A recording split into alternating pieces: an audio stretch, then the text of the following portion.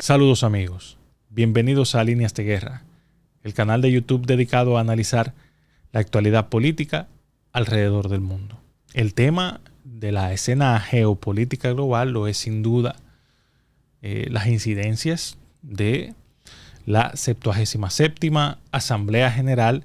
de la Organización de las Naciones Unidas, en donde ha habido una cantidad importante de líderes que han ya puesto al mundo sus propuestas y sus visiones sobre distintos temas. Esta asamblea que ya termina, como ya resaltamos en el día de ayer, el discurso de Gustavo Petro, creo que de entre los discursos de los jefes de Estado es el que más ha llamado la atención, sobre todo por las implicaciones que tiene en cuanto a que Gustavo Petro obviamente está apuntando a ejercer, a encarnar un liderazgo de la progresía en toda la región, basado sobre todo en el tema de la paz, en el tema de la ambiental y, como no, basado también en la agenda identitaria. No en vano, coloca en la ONU una embajadora indígena allí, es decir, una mujer indígena, es decir, está cubriendo todos los flancos de la agenda identitaria. Pero como ya eso vimos ayer, todo lo que nosotros pensamos que contiene ese discurso en cuanto a intencionalidad política, pues lo dejamos para que ustedes vayan y lo vean. En esta asamblea llamó la atención, además del discurso del presidente Petro, llamó la atención el mensaje del secretario general de la ONU, Antonio Guterres, quien fuera en su momento primer ministro de Portugal, presidente de la Internacional Socialista y ya luego entonces secretario general de la ONU. Este discurso llama la atención porque, contrario a otros discursos memorables de secretarios generales de la Organización de las Naciones Unidas, este tuvo un tono realmente alarmista. Dirán los que coinciden en que quizás este hombre está exagerando la nota. Para otros es un llamado de atención al mundo. Pero más allá de esos matices y de esos posicionamientos, yo quiero llamar la atención sobre la construcción del discurso, en términos del mensaje, en términos de lo que está diciendo sin decir el secretario general de la ONU, Antonio Guterres. Me llama la atención que Guterres lance una línea estratégica que yo no había visto nunca en un secretario general de la ONU de manera frontal. Y me refiero a que este hombre critica la incorporación regional, la integración regional de distintos países y va de frente y dice que lo que le falta al mundo es una coalición global.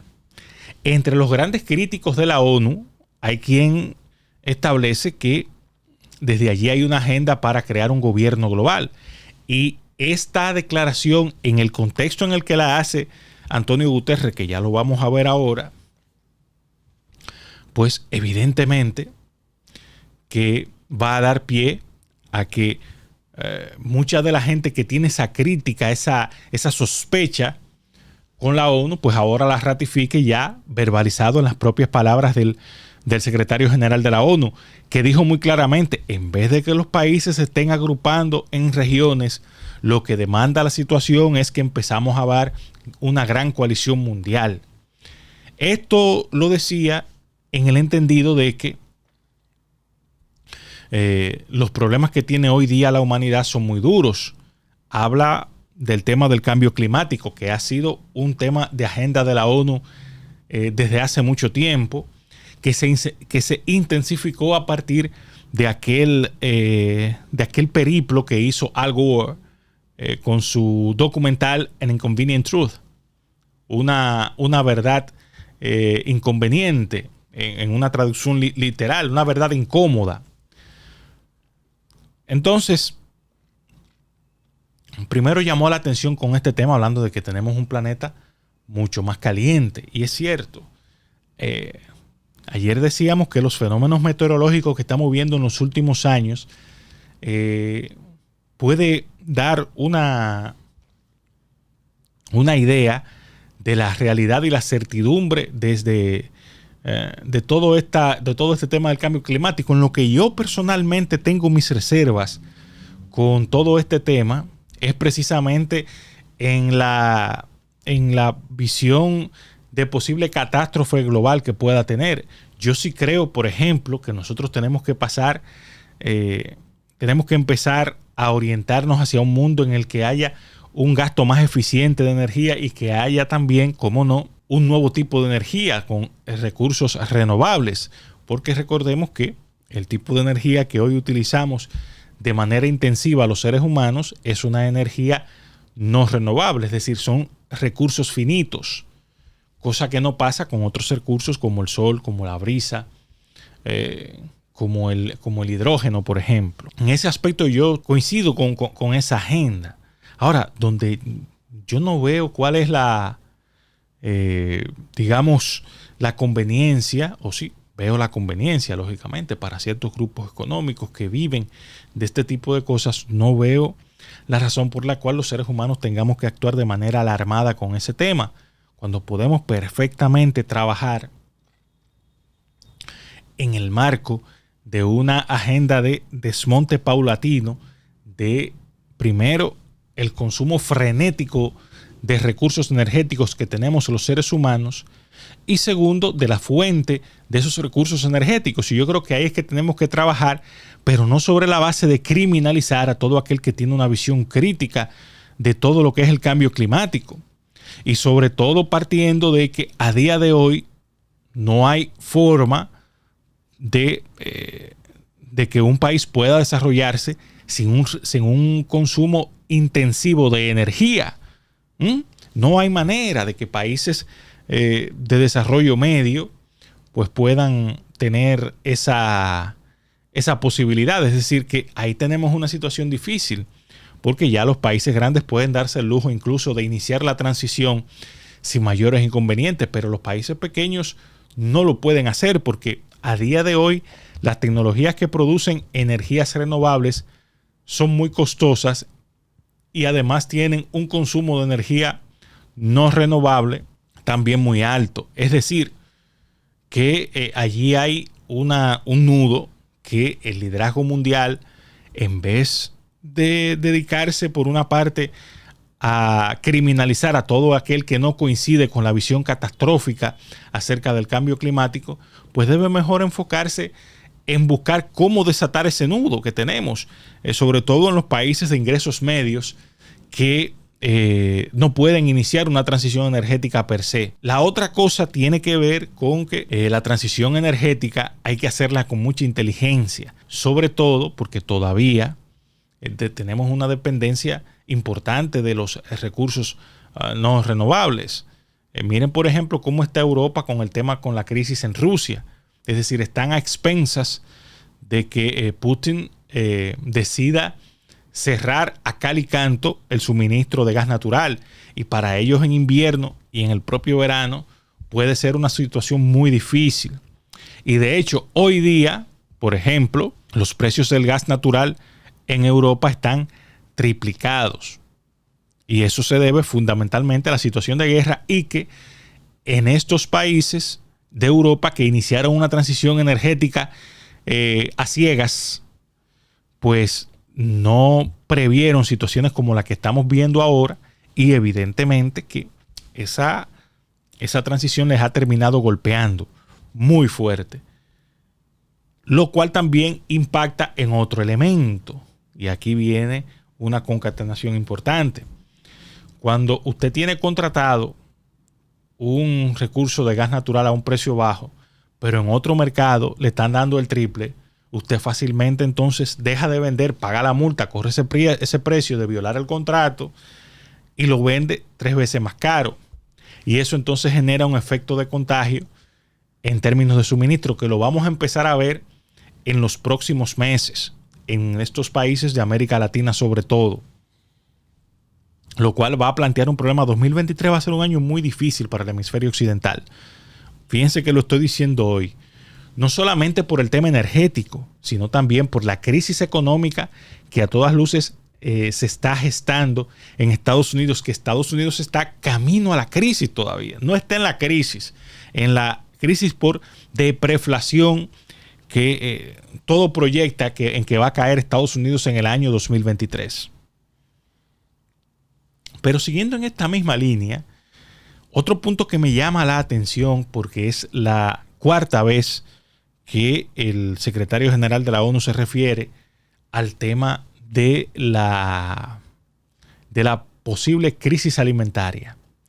Y hubo un elemento que no se había puesto sobre la mesa y es importante que lo veamos. Decía el secretario general de la ONU en su discurso que a día de hoy la producción de alimentos no tiene problemas, que la situación con los alimentos que se está dando hoy en términos de inflación se debe básicamente a que la cadena de distribución tiene graves problemas. Pero él dice, en función del conflicto que hay entre Rusia y Ucrania, que son dos potencias en la producción de fertilizantes, él dice, señores, en los próximos meses vamos a tener problemas con los fertilizantes. Y cuando tengamos problemas con los fertilizantes, vamos a tener otra crisis que salvar, que resolver, además de la que ya tenemos. Y se refiere a la crisis de suministro de alimentos. Es decir, que por ausencia de fertilizantes nos veamos obligados a no tener los suficientes alimentos producidos y por vía de consecuencia se va a generar una crisis en el suministro de los alimentos, lo cual entonces va a derivar necesariamente en una gran hambruna mundial, que es lo que está advirtiendo desde hace unos meses el secretario general de la ONU y que ahora ha desarrollado con mayor amplitud este tema. De hecho, tan preocupado está la ONU con ese tema que dentro de los eventos que se hacen paralelos a la Asamblea General o en el marco de la Asamblea General, más que paralelos, está la cumbre global sobre seguridad alimentaria, en la que también han participado algunos de los jefes de Estado que están presentes en la Asamblea General de la ONU. Y aquí sí hay un tema que yo pienso que debe llamarnos la atención a todos, porque todo luce indicar que, por ejemplo, el conflicto entre Rusia y Ucrania, como ya lo hemos dicho muchas veces, no solamente va a durar en el tiempo, sino va a tender a intensificarse y a agravarse y a escalar, porque están dadas todas las condiciones para que ese conflicto escale, a menos que las recientes declaraciones de Vladimir Putin sean más que una declaración formal de que todo va a agravarse, sea más bien un llamado a la negociación, porque si seguimos la famosa frase que dice de que si quieres la paz, prepárate para la guerra, es muy claro que en el caso de este conflicto, todo luce indicar que va a tener un impacto severo en el mundo, sobre todo en el año 2023. Pero próximamente vamos a hablar a profundidad del tema de Ucrania con todos los elementos nuevos que se han puesto sobre la mesa. Ahora quiero concentrarme justamente en este llamado que hace el secretario general de la ONU. Visto ese contexto, es muy difícil para un órgano como la ONU tener la incidencia, sobre todo en buscar la forma de que los países hagan conciencia de eso y empiecen a trabajar en función de evitar una situación catastrófica, no solamente en el ámbito climático, que yo personalmente creo que no hay por qué orientar la mirada en ese ámbito, porque eso nos lleva a la inacción. Porque te criminalizo porque no compartes mi visión y entre que yo me defiendo pues